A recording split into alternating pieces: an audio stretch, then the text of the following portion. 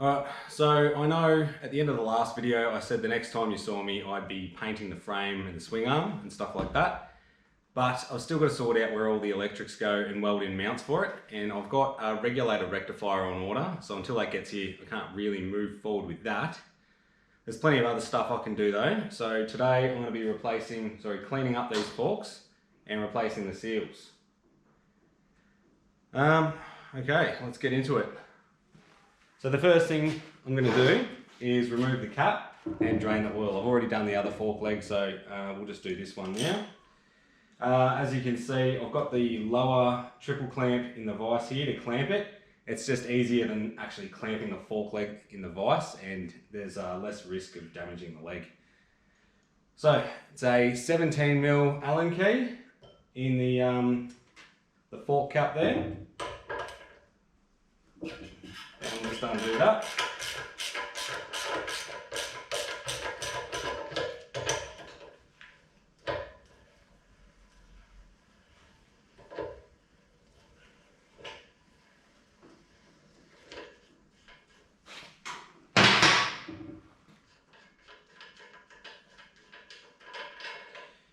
And out she comes. It's just an aluminium cap with an O-ring, as you can see there. That O-ring seems like it's in pretty good nick, so I'll just keep that one.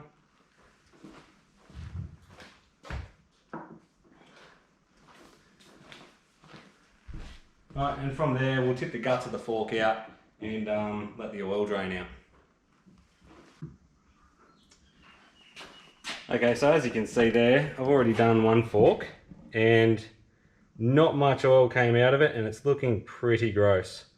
So probably a good thing I'm doing this.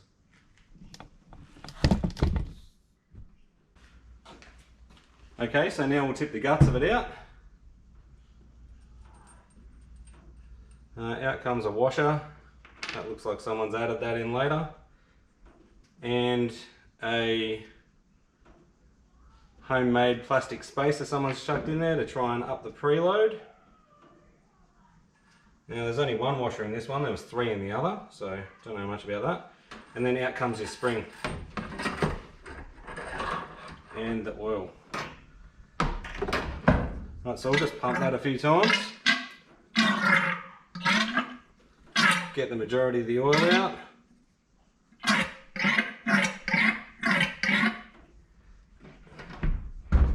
And we'll just leave it there to drain for half an hour or so. Okay, so the next thing I'm going to do is I'm going to undo the 8mm Allen bolt that's in the bottom of the fork leg here.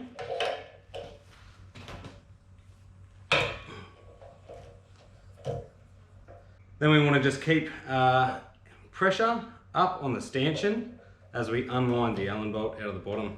Let's make this a bit quicker.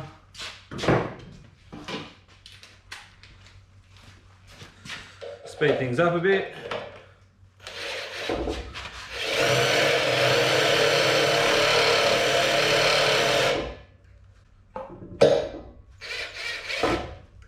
There we go. Ah, and there we have the fork leg with the damping assembly hanging out of the bottom of it. Okay, so here we have the stanchion, and out of the bottom is the damping assembly. Now this cup at the bottom of the damping tube is supposed to come off, but this one just doesn't want to move for me. So what I'm going to do is I'm going to take the Allen bolt that came out of the bottom of it, just screw it into the damping tube slightly, and then give it a tap with a copper hammer.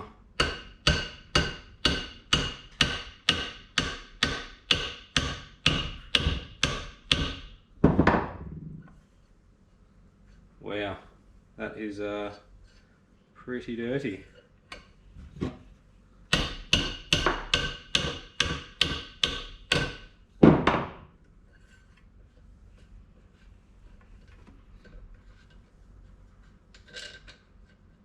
See if I can get it a little bit further. Obviously being very gentle because I don't want to damage anything in here. That's fucking on there pretty good. Jesus.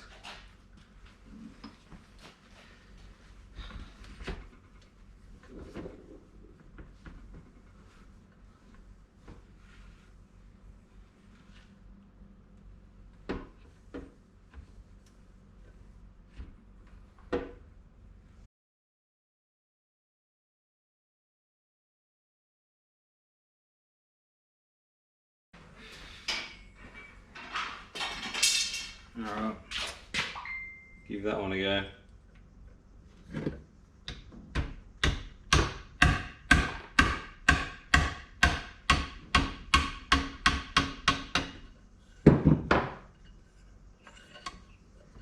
Oh, that didn't work.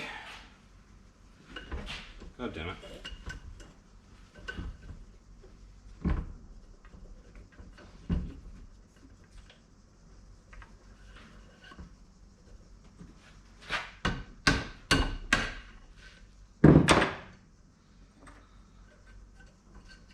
There we go. Off she comes. Right, now the damping tube should fall out of the out of the stanchion. There she is. I'll give those a bit of a clean up, as well as the stanchion itself.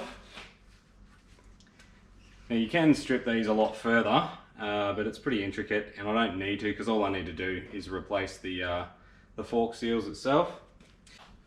Okay, so the stanchions can wear on the lower portion there. I don't know if you can see it here, like the chrome is a little bit worn, but it's not too bad. I'm not going to bother replacing these. It's not in the budget anyway. So that's as far as we need to go really in order to replace the seals. So now I'll get the seal out of the lower fork leg. Okay, so you can see here you've got the seal inside the lower fork leg, and that's retained by a washer and a spring clip. And the spring clip runs around here. So take a small flat bladed screwdriver and try and find the join in that spring clip, and try and get the screwdriver under it near the join and just pry it out like that. I don't know how well you can see it, but that one's pretty rusty. It's seen a bit of water. And put that one aside and hit it with some WD-40 and clean it up. Under that you've got the washer, just pry that one out as well. There she is. Also not looking too flush. And then you've got the seal itself. And to get the seal out, you've just got to lever it out with a large screwdriver. Now I'm probably going to have to chuck this in the vise, but I'll give it a go here. Yep, she's going in the vise. Alright, so here it is in the vise. Just get the screwdriver in behind it, and then just try and lever it out. There she goes. That one came out a lot easier than the last one.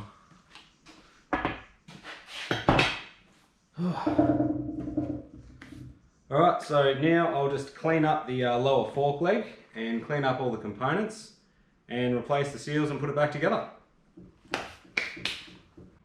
Alright, so I've already put one of the legs back together, so I'll put the other one back together for you now. The first thing we're going to do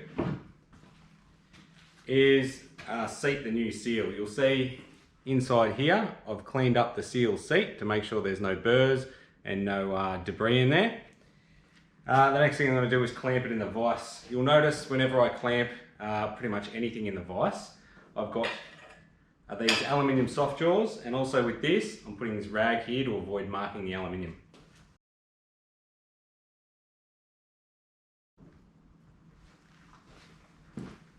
Okay, so here's the seal. We just want to lubricate the seal with a bit of fork oil before we put it in, and then we're going to seat it and knock it in with a mallet.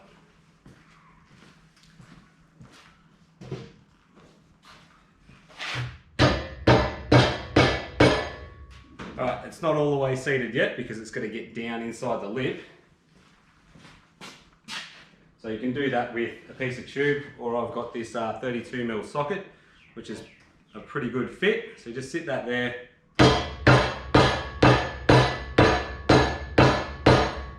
and drive it home.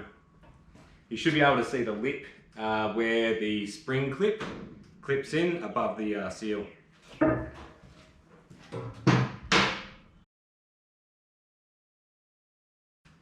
Right, from there we're just going to drop the washer back in and then the spring clip.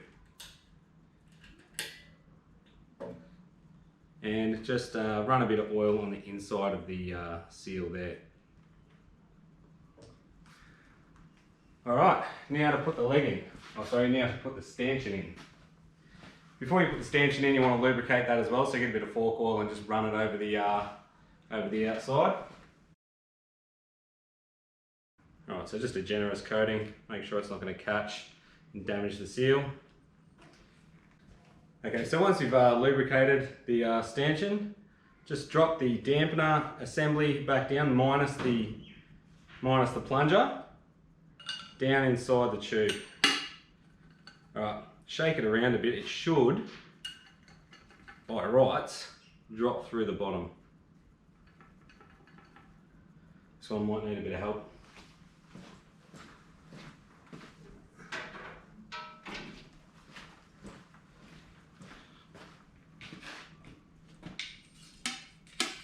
There she goes. Alright, and then you need to replace the plunger. Now remember, this plunger was pretty damn tight, so we'll see if we can get it back on. Alright, it's going to need some gentle persuasion.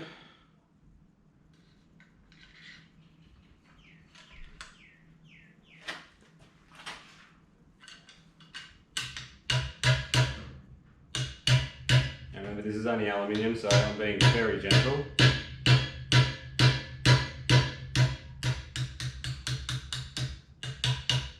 There we go.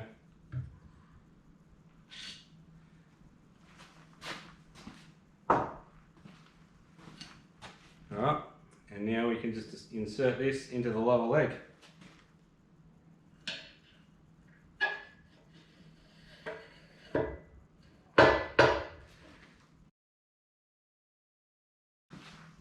Right, then we install the 8mm Allen bolt. It's got I've replaced the little seal that goes under it. It's important you do that because otherwise you're going to get leaks. They're pretty much only good for one use. So we'll just start that threading now.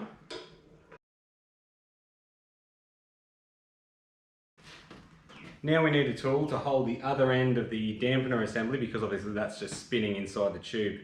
So you might recognise this. That's my first attempt at bending tube. All I've done is I've crashed the end, so it's got two flat spots, and that lines up with the bevel on the top of the dampener assembly. So we'll slide that down inside the fork and just rotate it until it lines up. There it goes. And then we should be able to tighten up this bolt.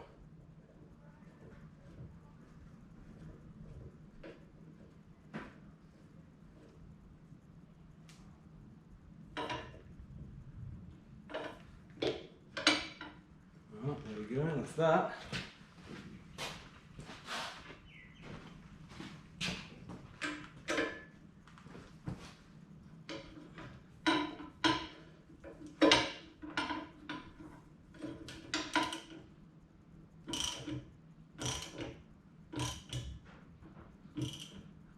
And we'll just do that up nice and tight.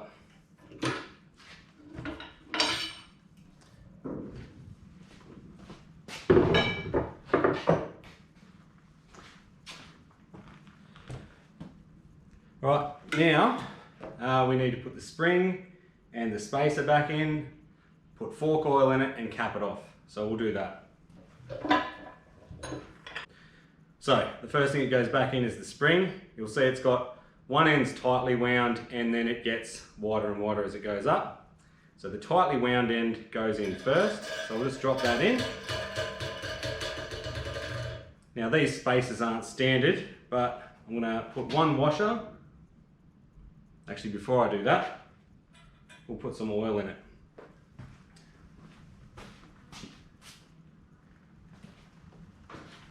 The manual says, was it 10 to 30 weight engine oil is the stock oil for it. However, I'm going with 5-weight fork oil.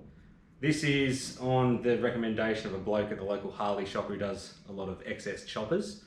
I don't know how it'll go. He reckons it improves the rebound dampening because the thicker oil doesn't have time to get through the Venturis back up on top of the plunger and then rebound on the way back up. So apparently you get a pogo effect with thicker oils.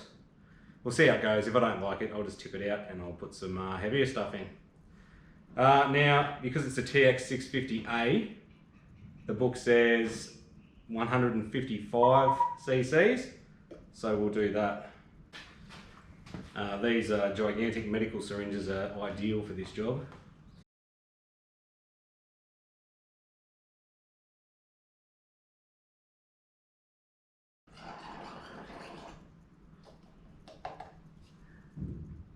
Right, and it's just below the top of the spring. That'll change once I pump it a few times though.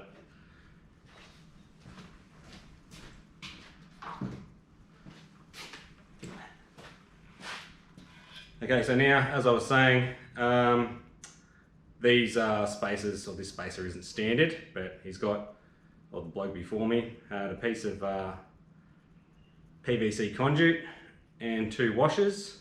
So we'll drop 1 washer in on top of the spring, then the spacer in. Yeah, there it goes, and the next washer on top of that, and then we'll cap it off.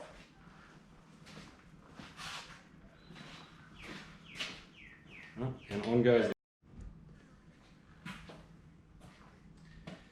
Sorry, the camera just died. New battery in it now. But yeah, on goes the cap.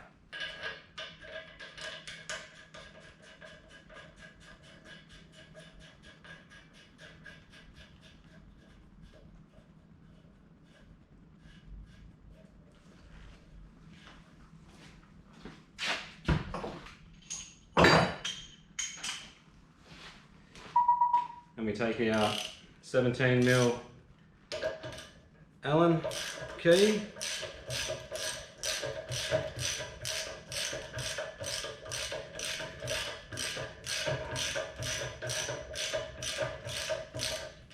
And just nip up the cap.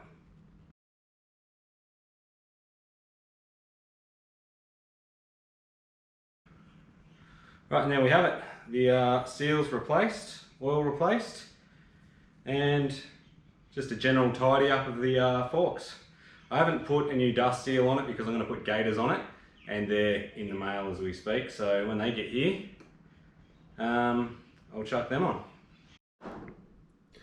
Okay, so it's been a few days and the fork gaiters came in the mail. They're supposed to be stock parts, but as you can see at the top here, the mouth of the gaiter is actually a lot wider than the 34mm fork. So I had to come up with an adapter. I was just going to make one out of nylon with a hole saw, but as I was looking around the hardware store, I came across these plumbing fittings. These particular ones are 1" to 2" adapters. All I had to do was take off the thread from the inside with a die grinder, cut a slot in the back of it. I'll get rid of that paint there. And then on it went with a hose clamp. Alright, so that's the forks done. As always, please like and subscribe, and I'll see you in the next video.